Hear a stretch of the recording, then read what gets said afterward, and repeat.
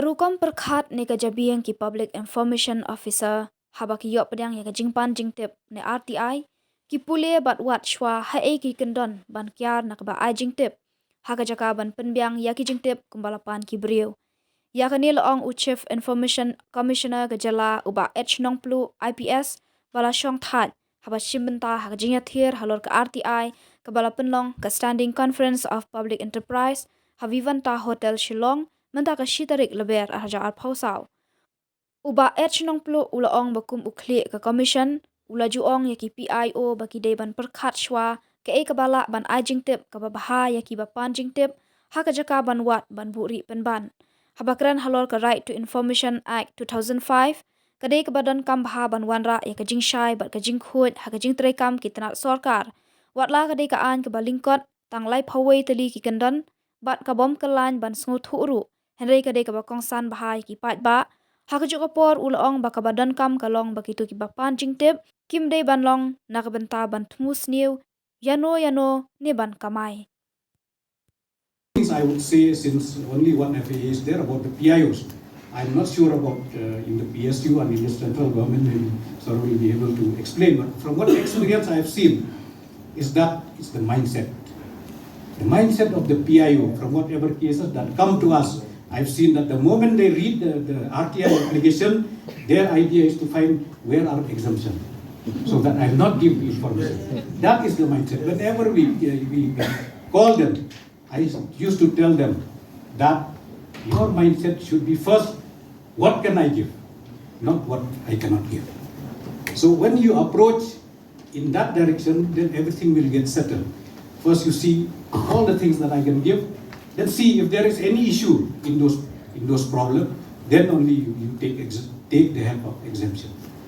Now another thing I was thinking about this RTI Act, it's such a small act, but programs like this have to be organized every now and then. What is the reason behind it? If you ask me, I would think that there are two conflicting interests.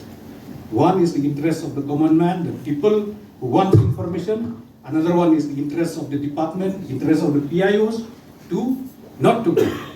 That's why we need all this type of program. Otherwise, like I said, when I was in the police, there are this much many acts, but there's no need for this type of, because everything is clear, there's no conflicting interest. So here, I think, is the role of PIOs, all the PIOs, to lessen this conflicting interest between the information seeker and the information giver. So much have been said about the RTI Act. We know it's a landmark judgment that came in 2005, which empower the people, and it brings about transparency, and people get information in areas which they never get earlier. But as we know, information is knowledge, knowledge is power. So that's why this act is very, very important in bringing transparency and fairness in all our activities, be it in the government, be it in the PSUs. The only one area of concern for us, maybe Sir also will agree, is that the act is silent about people who harass officers. There is nothing in the act about that. But recently I've seen that when we have the conference of CICs, we are one on this, that we should not allow the act to be misused.